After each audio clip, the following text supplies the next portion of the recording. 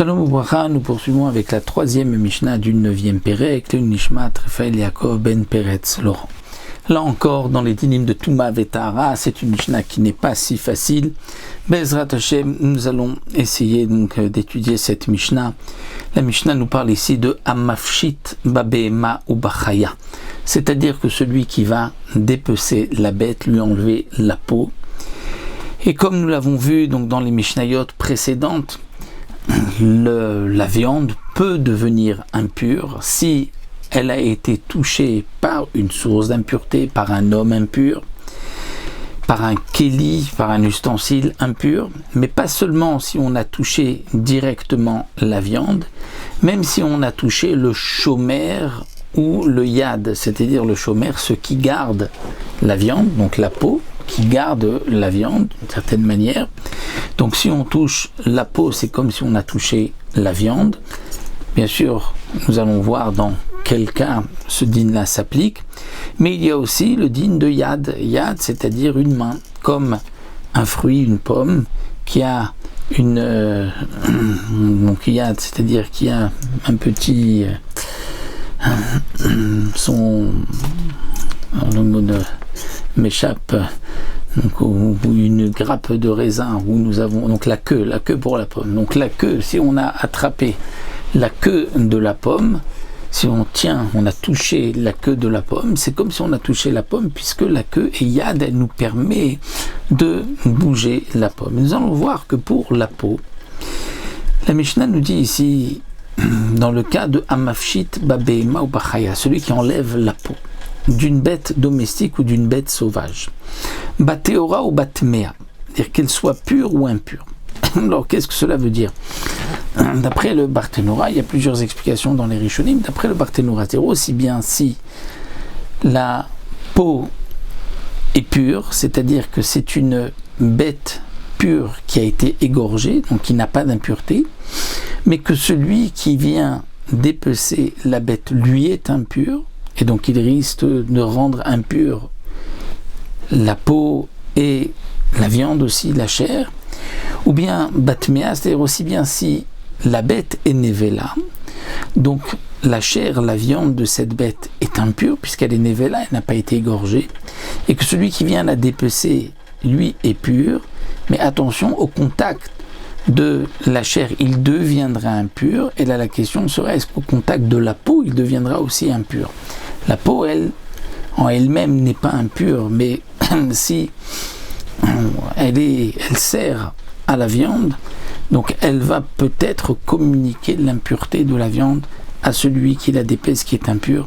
Et donc, ici, la Mishnah vient nous dire que ce soit aussi Bedaka ou Begassa, le menu bétail ou le gros bétail, les chatiar kede achiza, si on a dépecé la bête, pour en faire un chatiar. C'est quoi chatiar? C'est-à-dire un tapis, c'est-à-dire pour mettre une peau sur un lit ou sur une table, c'est-à-dire on a voulu s'en servir comme tapis sur le sol, ne s'en servir que pour la dresser, pour la mettre.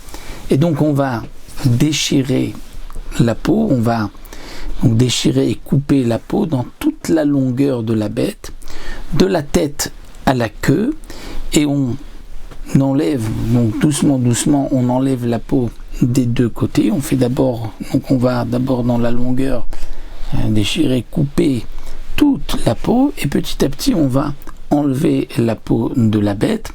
Alors ici vient nous dire la Mishnah Kede Achiza, c'est-à-dire que la peau devient ce qu'on appelle yad, c'est-à-dire comme une queue, comme le moyen de déplacer la chair, et donc la peau va communiquer l'impureté de la chair, si elle est nevela, à celui qui l'enlève, ou inversement, si lui est impur, en touchant la peau, il va rendre impure la chair. Kede achiza, c'est-à-dire pour le Barthénora, at kede achiza, jusqu'à ce qu'il va enlever kede achiza, c'est-à-dire lorsqu'il enlève l'équivalent de 2 tfachim, à ce moment-là, c'est-à-dire tant qu'il n'est pas arrivé à 2 tfachim dans la longueur de la peau est considérée comme un yad, c'est-à-dire qu'elle peut transmettre l'impureté. Au-delà des 2 tfachim, non. C'est-à-dire que pour nous explique donc le Barthénora, si au-delà des 2 tfachim, il a touché, donc l'homme qui est impur a touché la peau, il ne rendra pas impur la chair. Si c'est une nevela, elle ne rendra pas impur l'homme qui l'a dépecé. Pourquoi? Parce que ce principe-là de Kedé Achiza, c'est ce qu'on a besoin pour pouvoir déplacer la bête. C'est-à-dire que, généralement, dépecer la peau d'une bête, c'est un travail difficile. Et un homme a l'habitude de s'arrêter. Et lorsqu'il s'arrête au milieu, donc il va aussi déplacer parfois la bête, et il va utiliser la peau pour la déplacer. Et donc, la peau va servir de yad, comme la queue d'une pomme, pour la déplacer. Et donc, elle peut communiquer ou amener l'impureté. Mais lorsque on a déjà enlevé l'équivalent de Kedé Achiza, de quoi l'attraper, c'est-à-dire de 2 tfachim, à peu près de 20 cm, à ce moment-là, la partie difficile de dépecer la peau est terminée. Et généralement, ensuite, on ne s'arrête pas et en une fois, on enlève toute la peau. Et donc, la peau n'a plus le même statut de yad pour pouvoir amener, faire communiquer l'impureté de la chair à l'homme ou de l'homme à la chair. Ça, c'est donc le premier din de la Mishnah. Ou le chemet, mais dans le cas où on a dépecé la peau, parce qu'on voulait faire une outre. Et à ce moment-là, l'habitude est différente, parce qu'on ne veut pas ouvrir dans la longueur toute la peau et ensuite recoudre. Si on veut mettre des liquides à l'intérieur, il faudra essayer de garder la peau la plus entière. Et donc, lorsque on l'enlève, donc complètement à partir du cou, et on va donc dépecer la bête sans déchirer la peau au milieu, et on va aller jusqu'à la queue, à ce moment-là, Hachiafshit et Achazé. C'est-à-dire que tant qu'on n'a pas enlevé au niveau de la poitrine de la bête, c'est là que la peau reste un chibour, reste un yad pour communiquer l'impureté. Pourquoi? Parce que là aussi, étant donné qu'il est difficile d'enlever la peau jusqu'à la poitrine, on risque de s'interrompre au milieu et donc de déplacer la bête avec la peau. Donc la peau sert de yad. Une fois qu'on est arrivé au chazé, donc on a dépecé jusqu'à la poitrine de la bête, après ça reste, donc c'est facile, et donc il n'y a plus de nécessité de tenir la viande, la chair par la peau, donc la peau perd son statut de yad, et si on a touché la peau, c'est pas comme si on a touché la chair. Troisième possibilité aussi de dépecer, c'est lorsqu'on est marguil. C'est quoi marguil? C'est qu'on commence par les pieds, et on enlève doucement la peau, et là aussi c'est pour en faire généralement une outre. C'est de cette manière que on enlevait la peau sans, c'est-à-dire on ne commençait pas par la tête, mais au contraire par les pieds, et on ne coupait pas de la peau, ce qui faisait que cette si on avait besoin ensuite, il suffisait juste juste de faire un nœud sur la peau elle-même, sur le pied lui-même, et les liquides ne coulaient pas. Alors que dans le premier cas où le chemet, il fallait quand même coudre la partie des pieds qu'on avait coupés. Mais là, marguil, c'est-à-dire on va depuis les pieds, donc les garder complètement, et donc lorsque on va obtenir ensuite donc une peau qui est creuse, où on pourra mettre des liquides, il suffira donc de faire un nœud sur la peau elle-même, le pied lui-même, et aucun liquide ne coulera. Mais puisque celui qui est marguil, il va commencer par les pieds, et doucement, il va ensuite enlever toute la peau du corps de la bête.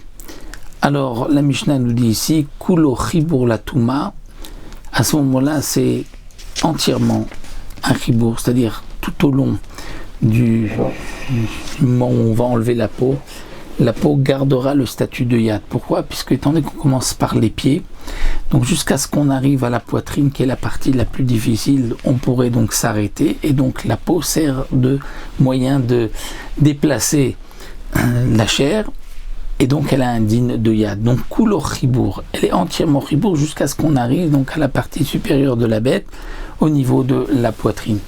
Dans le premier cas, dans le deuxième cas, c'était le chemet, c'est-à-dire le premier cas de chemet du nout, où on commençait par le cou, donc on arrivait rapidement à la poitrine, mais quand on commençait par les pieds, c'est pour ça que la Mishnah dit kulo chibour, la touma. Et donc comme nous l'avons expliqué, l'itamé ou l'étamé, c'est-à-dire que la peau va servir l'itamé, donc de moyen de communication pour rendre impur, si c'est une nevela, pour rendre impur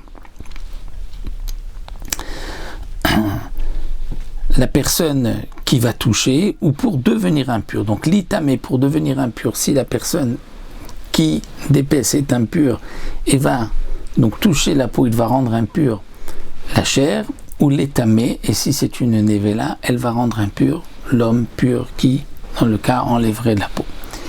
La Mishnah continue, or chez Alatzavar, la peau qui se trouve autour du tzavar, c'est-à-dire autour du cou.